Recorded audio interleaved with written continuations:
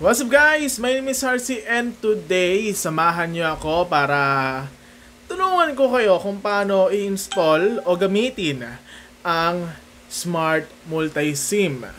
So sa mga marami na nagtatanong kung paano gamitin yung Smart Multi-SIM mga kaibigan, and today tutulungan ko kayo kung paano gamitin, mag-install ng eSIM at kung ano-ano pang mga katanungan nyo.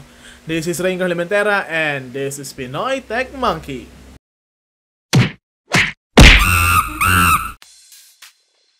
So ngayon guys, ituturo ko sa inyo kung paano gamitin ang multi-SIM or yung Smart Multi-SIM or TNT eSIM dot. So first, ipasok nyo muna inyong multi-SIM sa inyong supported Android phone.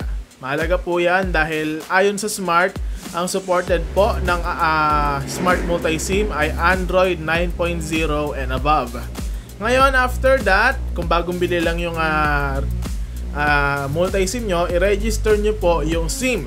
Meron pong built-in number na makikita nyo po sa taas or doon sa mismong lalagyan ng SIM card nandun sa likod.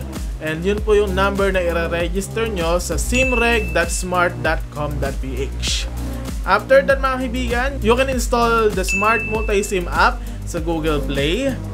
And then, kung meron na po kayo nakahandang eSIM, click nyo lang po yung add eSIM sa inyong Smart Multi-SIM app. Ito po. And then, you may scan your QR code ng inyong eSIM using camera, or pwede nyo pong i-import yung QR code na nasa inyong gallery. O kaya naman, kung activation code lang ang inilagay, i-input nyo lang po yung activation code sa inyong Smart Multi-SIM app. And after that, pwede nyo nang gamitin ang inyong eSIM. Kaya naman, paano naman po mag-switch ng profile sa Smart Multi-SIM?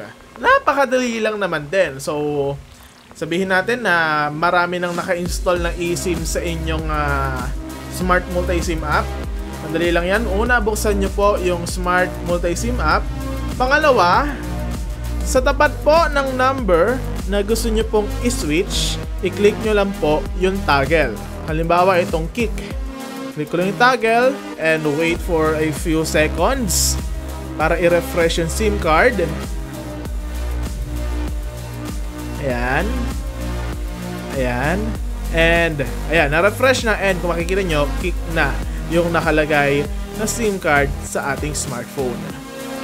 Ngayon, sasagutin natin yung ilang katanungan na nabasa ko sa comment section nung last video about sa Smart Multi-SIM. So, una mga kaibigan, ang tanong, pwede daw po bang magpa-convert ng physical SIM to ay multi-SIM? And sagot po dyan is, hindi pa po pwedeng magpa-convert into the Smart Multi-SIM. Pero pwede nyo po ipa-convert yung inyong physical SIM into an eSIM para malagay sa Smart Multi-SIM. Pwedeng ipa-convert in yung Smart, TNT, Globe at Gomo SIM. So yung TM hindi pa po pwede. And dito hindi pa po pwedeng magpa-convert. So antabayanan nyo na lang po kung kailan po pwedeng magpa-convert ng eSIM sa dito and TM. Ngayon, pwede po ba maglagay ng eSIM ng ibang network sa Smart Multi-SIM? The answer is yes. Kung nakita nyo mga kaibigan, meron po akong naka-install na Gomo sa aking Smart Multi-SIM. So, na-try ko na rin po dito yung dito SIM and gumana naman siya. Next question is, pwede daw po ba ilipat sa ibang device ang eSIM na nilagay sa multi-SIM? And the answer is, depende, pero technically pwede. Bago po ilagay ang inyong eSIM sa ibang device, i-delete nyo po muna yung eSIM profile sa inyong multi-SIM by just clicking kuwari itong Gomo. I-click nyo yung Gomo and then meron nakalagay na delete eSIM sa ilalim. Click nyo lang po yon and wait po na ma-delete yung eSIM. And then after ma-delete, kunin nyo na po yung iba yung device. Scan nyo lang po uli yung QR code na binigay ni Gomo.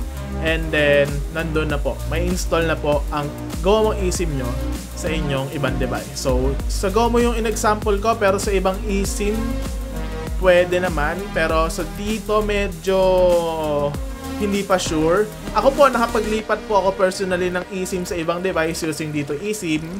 Pero merong ibang users na nagre-report na hindi po pwedeng mag-transfer ng ibang device. So, yun. Next question! Pwede bang ilipat sa ibang multi-SIM ang aking eSIM? So, parang sinasabi niya dito na kapag dalawa yung multi-SIM mo and gusto mong ilipat sa ibang multi-SIM pa yung eSIM mo, pwede po ba ilipat yun? Technically, yes. So, pwede po yun. So, parang yung ginawa lang natin kanina na direction sa ibang device, parang ganun lang din po yung process. Pero ngayon, sa smart multi-SIM nyo na po siya i-scan. So, delete mo na yung profile sa first multi-SIM and bago ilipat yung eSIM sa inyong second multi-SIM.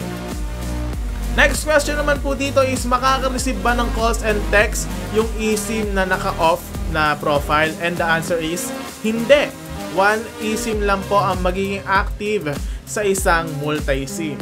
So, kung makikita nyo po dito mga kaibigan, tatlo po yung eSIM ko and hindi po lahat yan simultaneously makaka-receive ng calls and texts. Yung active eSIM lang po yung makaka-receive ng calls and texts. Next naman po is, gagana po ba ang multi-SIM sa iPhone or sa mga pocket Wi-Fi and home Wi-Fi? Ang sagot po natin yan is technically yes, pero functionally no. Maaari po ilagay sa iPhone or sa ibang device ang multi-SIM pero hindi ka po makakapaglagay o makakapagpalit ng eSIM profile. Ang huling eSIM profile po na naka-on ang babasahin ng iPhone or other device. Hindi na naka-install ang Smart Multi-SIM app para magamit ang full functionality ng multi-SIM. And sa ngayon, wala pa pong application ng Smart Multi-SIM for iPhone. Next naman po is, paano ang procedure ng paglalagay ng PIN sa multi-SIM? Same lang daw po ba ito sa physical SIM? And technically, ang answer is yes. Pwede pong maglagay ng PIN sa inyong eSIM, sa multi-SIM. Pero each eSIM profile na naka-install sa multi-SIM ay different ang PIN. So kung isang eSIM profile lang po yung may PIN, yun lang po ang magre-require ng PIN para gumana yung eSIM na iyon. And kung yung switch po yung profile and wala pong PIN na isinet up doon, wala pong PIN na lalabas. Next question naman po is, gagana po ba sa smart lock device ang multi-SIM? The answer is yes if smart/TNT o KIK ang profile ng eSIM. Pero kung ibang network lock rules still apply. And the last question naman po na nandito ngayon ay, pwede po bang ilagay sa multi-SIM ang eSIM na galing sa ibang bansa?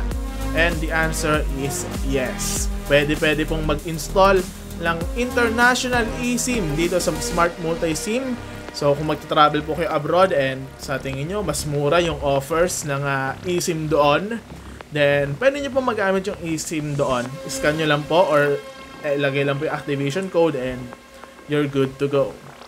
So kung meron pa po kayong gustong linawin sa Smart Multi-SIM, pwede nyo pong bisitahin yung FAQ page ng Smart Multi-SIM na makikita nyo dito or nasa description or nasa comment, or pwede rin po kayong mag-comment mga kaibigan, sasagutin po natin yan sa abot ng ating makakaya. Okay? And that's it for our video. I hope you like na nasagot natin yung ibang katanungan. And tuloy-tuloy lang po dito sa panonood. This is Rain Himentera and this is Pinoy Tech Monkey.